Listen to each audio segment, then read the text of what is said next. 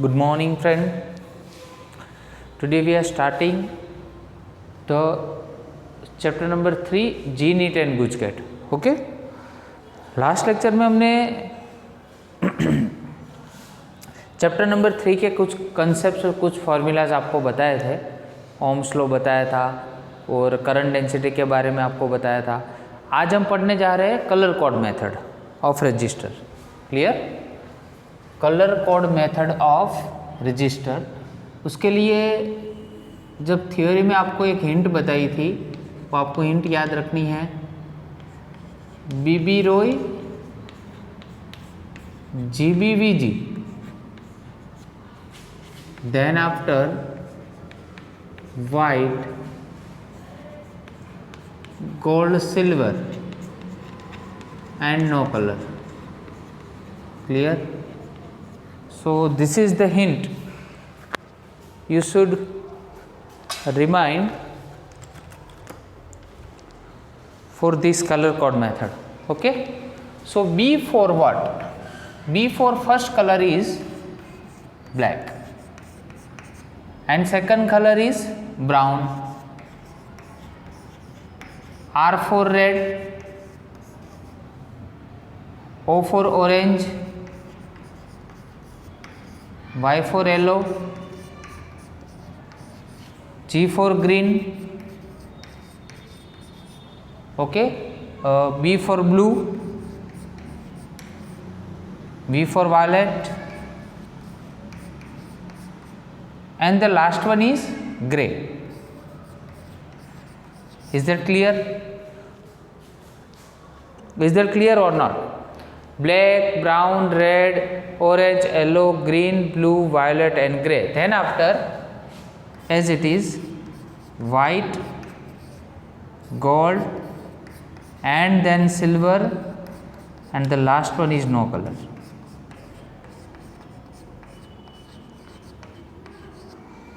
Second जो column है उसमें क्या है? नंबर है. नंबर 0 से स्टार्ट करने हैं अपने. 0, 1, 2, 3, 4, 5, 6, 7, 8 and 9. That's it.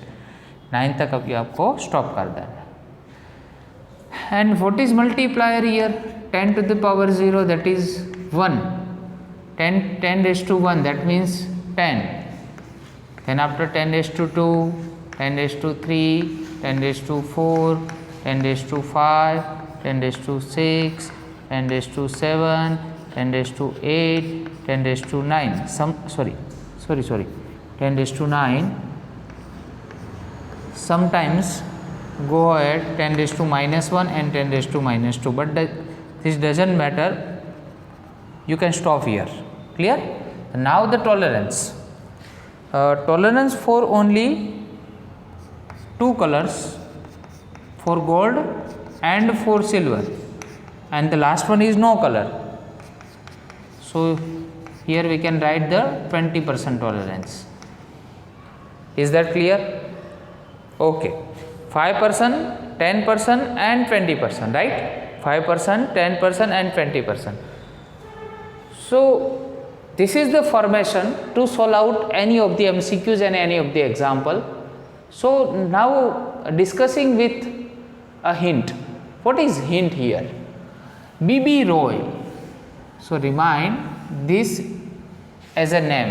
BB Roy is a name. So we can easily remind this kind of color for black, brown, red, orange and yellow. Then after GBVG. So you have to remind like that, going Bombay via Goa. Going Bombay via Goa. Some person is traveling from the South India, and he just want to go to Bombay. तो बीच में क्या आता है? गोवा आता है. ठीक है, तो गोवा के थ्रू वो कहाँ पे जा रहा है? बॉम्बे जा रहा है. तो गोइंग बॉम्बे वाया गोवा. अभी क्या लेके जा रहा है? तो white gold is a very precious metal. Real ना? तो जो गोल्ड होता है उससे भी एक प्रेसाइज जो मैटर है वो क्या? प्रीशियस मेटल कौन सी? मेटल कौन सी है? White gold. ठीक है, तो वाइट गोल्ड और सिल्वर तीनों क्या है? प्रीशियस मेटल है. अभी क्या है? तीनों लेके जाता है और तीनों वहाँ पे चोरी हो जाती है बॉम्बे में. ठीक है, तो उसका जो चेहरे का रंग है पूरा फिक्का पड़ जाता है, that means there is no colour, इसको हम बोल सकते हैं नो कलर। तो ऐसे पूरा आपको एक हिंट की तहत पूरा याद रखना है, क्लियर। अभी देखो टॉलरेंस में आपको यहाँ पे 3 कलर्स है, 5%, 10% एंड दी 20%, राइट और नॉट। सो एमसीक्यू बेटा कैसे पूछे जाते हैं इसमें, उससे पहले एक बात ध्यान रखो, अगर आपको रजिस्टर के बारे में कुछ भी पढ़ना हो तो there are 2 types of register, one is wire bound and the second one is carbon register. One is wire bound and the second one is कौन सा है, carbon register. We are discussing here carbon register, यहाँ पे हम किसके बारे में discuss कर रहे हैं, कार्बन रजिस्टर के बारे में, क्लियर। और कार्बन रजिस्टर कहाँ पे यूज होता है, जहाँ पे लार्ज वैल्यूज चाहिए, जहाँ पे लार्ज वैल्यूज चाहिए, जैसे एम्पलीफायर में, टीवी रिसीवर में, ये सब में कार्बन रजिस्टर का यूज़ होता है। और वहाँ पे जहाँ पे स्मॉल वैल्यू की रिक्वायरमेंट होती है वहाँ पे वायर बाउंड रजिस्टर्स यूज़ होता है, क्लियर। तो यहाँ पे हमें चाहिए, कार्बन रजिस्टर के बारे में हम डिस्कस कर रहे हैं। और यहाँ पे एक एग्जाम्पल मैं दे रहा हूँ आपको कि एक कार्बन रजिस्टर है, इसकी ये 2 लीड है, ठीक है। और यहाँ पे ऐसे डिफरेंट डिफरेंट क्या होंगे, कलर्स, कलर की स्ट्रिप दी होगी आपको ऐसे। तो कलर की स्ट्रिप जो यहाँ पे दी है उसमें जो फर्स्ट कलर है, ठीक है, मान लो कोई भी कलर, यहाँ पे पहले ये रेड कलर है, उसके बाद सेकंड जो कलर है वो ऑरेंज कलर है, ठीक है। ये थर्ड कलर के बारे में यहाँ पे अगर डिस्कस करें तो मान लो कि वो ब्लू है, और जो लास्ट वन है वो गोल्ड है। तो इसका आंसर क्या होगा और कैसे इसको टेबल से एक्वायर करेंगे इस वैल्यू को, क्लियर। चलो अभी रेड और ऑरेंज, तो रेड में देखना है, तो रेड वाली जो रो है उसमें नंबर कितना है 2, तो पहले लिखना है 2। देन आफ्टर ऑरेंज, तो ऑरेंज में जाना है, अभी क्या है 3, तो 23 हो गया, ये पूरा नंबर बन जाएगा। तो 23 पहले 2 कलर है उसका एक नंबर बनाना है, उसके बाद मल्टीप्लायर है, दैट मीन्स यहाँ पे मल्टीपल करना है, ठीक है। चलो अभी ब्लू है, चलो ब्लू बताओ, ब्लू मतलब 10⁶, तो ये हो गया 10⁶। अभी प्लस और माइनस, और गोल्ड, अभी गोल्ड बताओ, तो गोल्ड जो है यहाँ पे कितना है, प्लस और माइनस 5%, 5%। और पीछे क्या लिखना है उसका यूनिट ओम, क्लियर। चलो अभी ये हो गया 23 × 10⁶ प्लस और माइनस 5% ओम। अभी आप याद रखो ओम जो है इसको अगर हटाना है तो उसमें 3 0 लगा दो, क्लियर। और ये 10 कितना बन जाएगा 3 प्लस और माइनस 5% और ओम। अब ये 10⁻³ मेरे को निकालना है, दैट मीन्स 23,000 किलो ओम हो जाएगा। और अपना जो टॉलरेंस है वो कितना बन जाएगा 5%। तो कभी ऐसा हो सकता है कि कोई फॉर्मेशन में भी दे, मतलब किलो ओम में अगर आपको कन्वर्ट करने को बोले और अगर आंसर ये आपको दिया है तो आपको कंफ्यूज नहीं होना है। आप याद रखिए कि कोई भी यूनिट पे आप उसको ट्रांसफॉर्म कर सकते हो, तो ए भी आंसर दे सकते हैं, ए भी आंसर दे सकते हैं, क्लियर। तो वैसे कोई भी ऐसे 4 कलर दिए, बट उसमें से एक क्वेश्चन ये होता है कि सर अगर 4th कलर नहीं दिया है तो क्या है, इसमें अगर 3 ही कलर दिए, 3 स्टेप का ही, तो 4th कलर दैट मीन्स आपको वहाँ पे ऑप्शन दिया है नो कलर, तो you have to stick out a tolerance 20%। वहाँ पे कितना लिखना है आपको 20% लास्ट में tolerance, because there is no colour and for the no colour we have tolerance of 20%, clear. तो उसके बाद का एक टॉपिक हम लेते हैं। देखो ये ऐसे तो बहुत सारे एग्जाम्पल बन सकते हैं, आप इसको रिफ़र करके इस टेबल को और इसके अकॉर्डिंगली जाके आप बहुत सारे एग्जाम्पल सॉल्व कर सकते हो, ठीक है। चलो next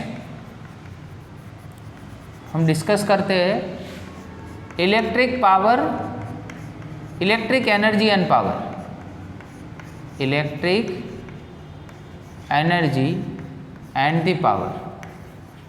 And for the electric energy, the power, first one is for power, and for power we have a formula P = VI, clear.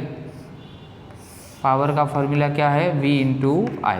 अभी V जो है उसको क्या बोलते हैं, पोटेंशियल डिफरेंस या तो वोल्टेज, और I क्या है, इलेक्ट्रिक करंट। क्लियर। चलो तो अभी क्या करते हैं, इसमें P is equal to V I यहाँ पे दोनों जगह पे लिख देते हैं, और दो फॉर्मूलाज इसमें से आने की फुल पॉसिबिलिटीज़ है। एक तो क्या है, ओम्स लॉ में V is equal to I R था, तो put the value V is equal to I R ईयर रखो इसमें, तो P is equal to I R into I, तो P इज इक्वल टू क्या होगा, आई स्क्वायर आर। वैसे ही same P is equal to V, और जो I की वैल्यू है, I को सब्जेक्ट बनाओ तो इसमें क्या हो जाएगा, V by R, so that P is equal to V square by R. Clear. P is equal to I square R and P is equal to V square by R and P is equal to V I. तो power is having three formula, P is equal to I square R, P is equal to V square by R and P is equal to V I. Clear. तो अभी याद रखो, इसमें जो P is equal to I square R है उसको बोलते हैं ओमिक लॉस। अभी जब भी आपको ओमिक लॉस के बारे में कोई क्वेश्चन पूछा जाए चीनिट और बुस्केट के लिए, तो ऑलवेज ये फॉर्मूला आपको यूज़ करना है। बट उसमें कंपलसरी ये है कि उसमें करंट और इलेक्ट्रिक करंट और रेजिस्टेंस की वैल्यू दी होनी चाहिए, और इसमें वोल्टेज और करंट की वोल्टेज और रेजिस्टर की वैल्यू दी होनी चाहिए। क्लियर। तो ohmic loss that means P is equal to I square R. अभी क्या होता है कि जब भी कोई पावर, थर्मल पावर स्टेशन होता है कि जहाँ से वोल्टेज प्रोड्यूस होता है, क्लियर, तो यहाँ पे एक डायग्राम ड्रॉ करते हैं, वो कंसेप्ट भी ध्यान में रखना आप। ये पावर जनरेटर है, मतलब thermal power generator, whatever, hydraulic power generator here, this is the distribution system, and here home appliances।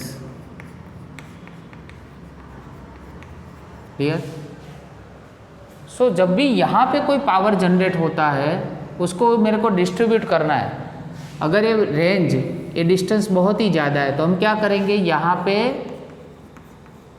Voltage को स्टेप अप कर देंगे। स्टेप अप का मीनिंग होता है जिसमें वोल्टेज क्या होता है, इंक्रीज होता है। किसके साथ कर देंगे, तो स्टेप अप ट्रांसफार्मर आता है जिससे अपना वोल्टेज क्या हो जाता है, इंक्रीज हो जाता है, वोल्टेज को हाई कर देंगे। फिर से यहाँ पे जब भी वोल्टेज आएगा तब यहाँ पे हम क्या कर देंगे, स्टेप डाउन कर देंगे। आया समझ में। तो यहाँ पे मान लो कि 220 वोल्ट जनरेट हो रहा है एसी, उसको अपने स्टेप अप किया तो 440 वोल्ट बन गया वहाँ पे। उसके बाद जैसे हमने उसको ट्रांसमिट किया, अगेन यहाँ पे स्टेप डाउन कर दिया, दैट मीन जो अपनी रिक्वायरमेंट थी वो वहाँ पे फुलफिल हो गई, तो स्टेप डाउन वहाँ पे हो गया। क्लियर। तो पावर जनरेट किया, उसके बाद स्टेप अप किया, उसके बाद स्टेप डाउन किया। तो इस कंसेप्ट से हमें क्या समझ में आया, तो इस कंसेप्ट से ये होता है कि ओमिक पावर लॉस कैसे कम किया जाए। ठीक है, तो ये उसका पूरा तरीका है जिससे हमने ओमिक पावर लॉस क्या कर सकते हैं, हम कम कर सकते हैं। तो step up and step down, ये दो कंसेप्ट याद रखना। ठीक है। For reducing the ohmic loss, what are the concept, what are the two concept are there? Two concept is step up of voltage and step down of voltage by using transformer। Clear. तो ये concept power, electric power जो हमने बात की अभी, और ये वाला power electric energy and the power, इसका कंसेप्ट हो गया यहाँ पे। अभी मान लो कि ऐसे पावर वाले जितने भी इंस्ट्रूमेंट है अगर वो सीरीज में है तो यहाँ पे लिख देते हैं whenever power are in series connection. Power अगर सीरीज कनेक्शन में है तो that means you can write the formula like that 1/P, 1/P1, 1/P2 plus up to dash 1/Pn। मतलब n नंबर्स इंस्ट्रूमेंट्स है और फर्स्ट नंबर का P1 power है, second का P2 पावर, और सारे सब सीरीज कनेक्शन में है, तो उसके लिए फॉर्मूला 1/P वाला है। और उससे उल्टा अगर पावर है वो पैरेलल कनेक्शन में है तो याद रखो P is equal to simply क्या होगा, P1 plus P2 plus up to dash Pn होगा। आया समझ में? तो ये दो फॉर्मूला और याद रखने हैं, पावर के फॉर्मूला है। वैसे ही ये टॉपिक यहाँ पे कंप्लीट होता है, वैसे ही सेम टॉपिक हम पढ़ने जा रहे हैं रजिस्टर के बारे में। क्लियर? तो टॉपिक का नाम है कॉम्बिनेशन ऑफ रजिस्टर्स।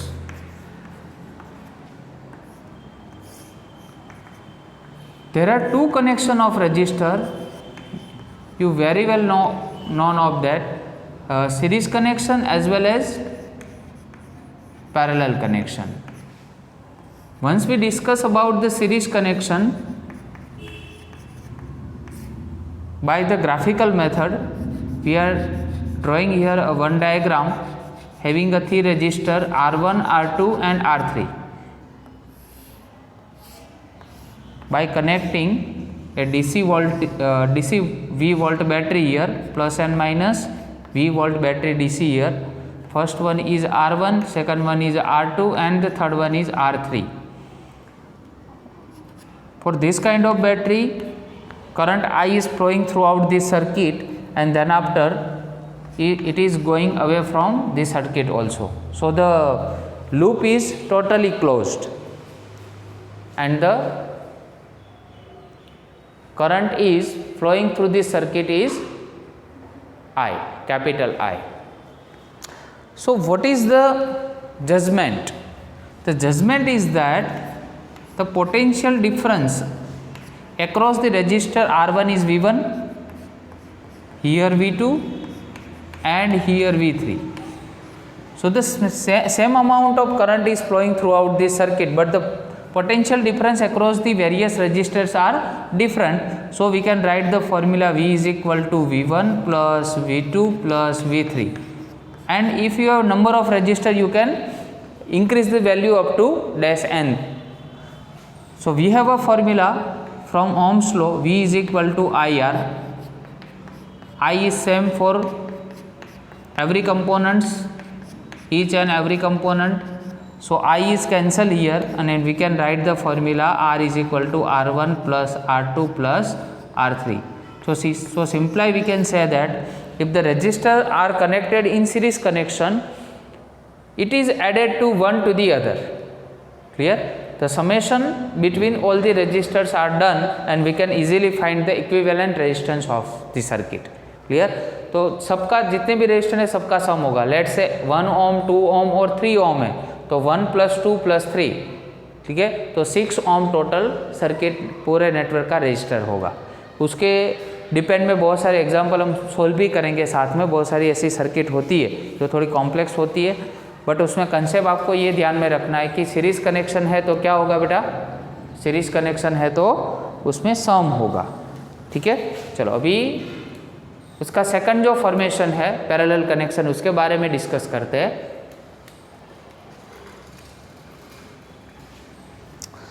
चलो पैरेलल कनेक्शन.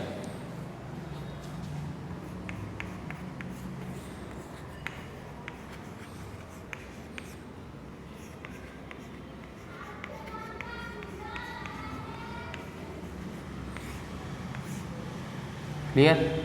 चलो अभी